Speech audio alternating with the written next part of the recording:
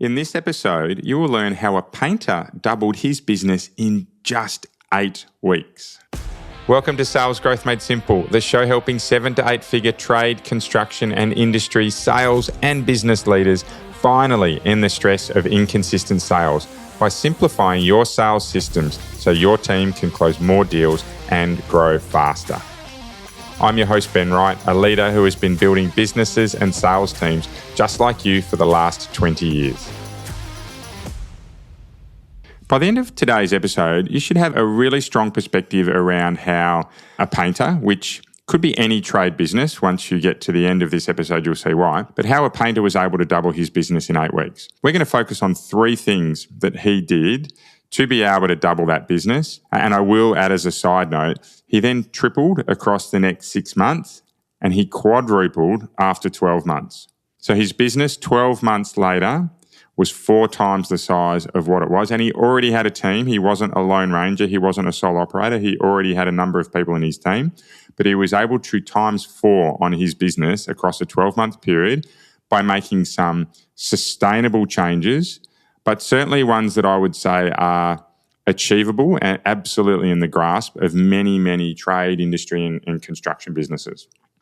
So let's dive into what those are. Number 1, the very first thing that this painter did, and I want you to think as we set the scene, that this is a painter who does a lot of work in the residential space, terrific person, really hard worker, really open to feedback, absolutely wants to grow, will put the bit between his teeth and his head down and just go for it. The type of person that's prepared to back himself and say, I'd really like to make my business succeed. And if you're listening today, he knows who he is and you've done a terrific job. So let's have a look in a general way how he was actually able to do the doubling of his business in that 8-week period. Okay, so number 1 is the very first thing we did was we sat down and said, what are the lead sources for you that are converting? So in episode 185 on Monday, we spoke about diagnosing exactly where your sales process is breaking down. And we looked at 4 areas: lead into the first meeting, show up rates for the first meeting to quote rates, and lastly, close to or quote to close rates.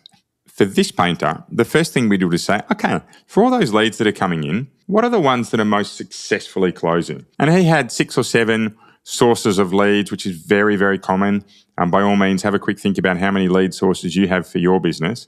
But he had 6 or 7 lead sources.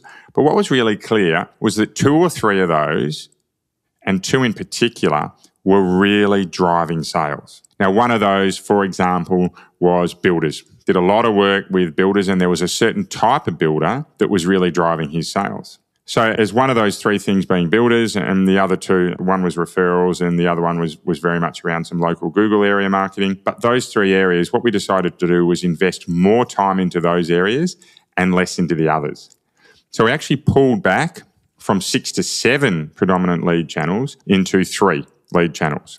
So that was step 1. So we were immediately saying, okay, we are going to spend more time on what works. And as you're thinking about this, perhaps have a think in your business to say, okay, is there anything that's really obvious in terms of what's generating more leads than others for me? Most business owners, most sales leaders in my experience will know the top 1 or 2. And then it becomes a question around, okay, how do we maximize our progress on these? Let's move into number 2. The second thing that this painter did is make sure that he was far better prepared for his site visit and quotes. This one might surprise you a little bit because it was some non-traditional approaches that actually got him prepared.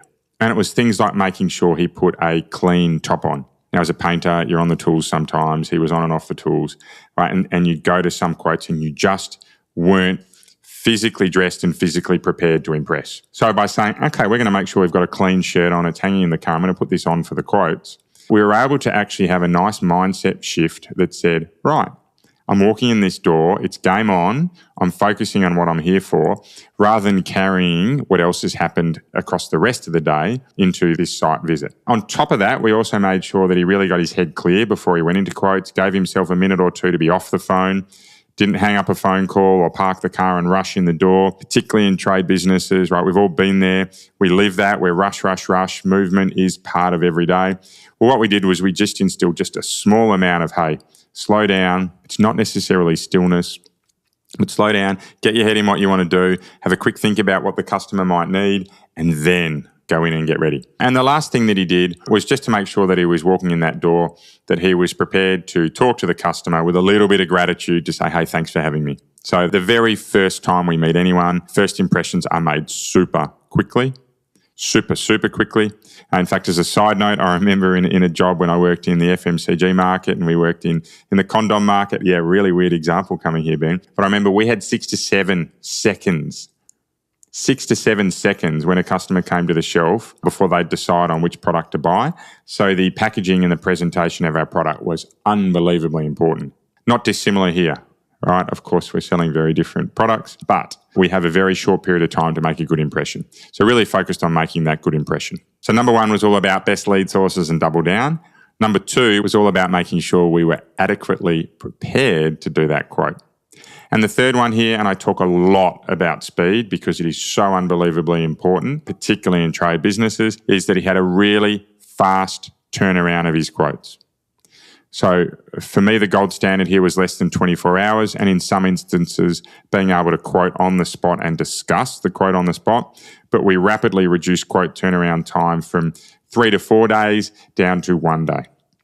Now, they were the 3 main things that we did. Hand on heart, with this business, we sat down and they were able to double within 8 weeks. Now, of course, I was there guiding this person through. We had things that came up across those 8 weeks that we needed to cover. So it's not quite as simple as do those 3 things, set and forget, and away you go.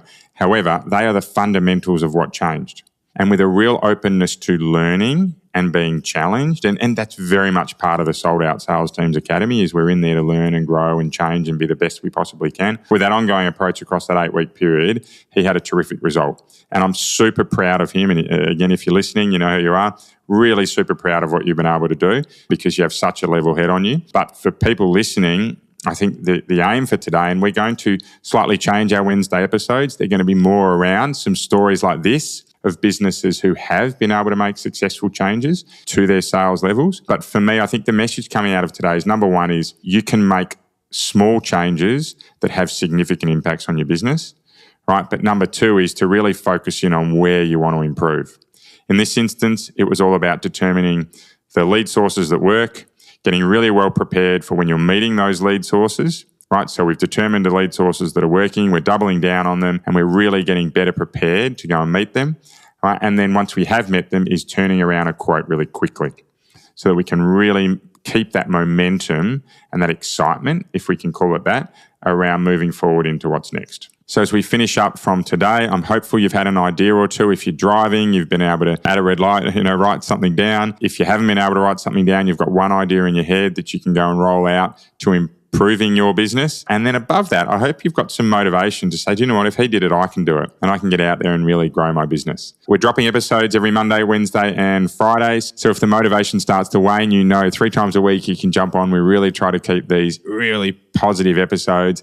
We focus a lot on being 1% better each and every day. You hear me say it every podcast. If you can do that, it does make a difference. We'll see you on Friday. Bye for now. Are you frustrated spending hours of wasted time on sales quotes that you keep losing? Without changing something now, you'll continue to get these same stressful results over and over again. My free quote audit will pinpoint exactly why you're not winning more jobs and what you need to do to increase your close rates quickly. Click the free quote audit link in the show notes to get started now.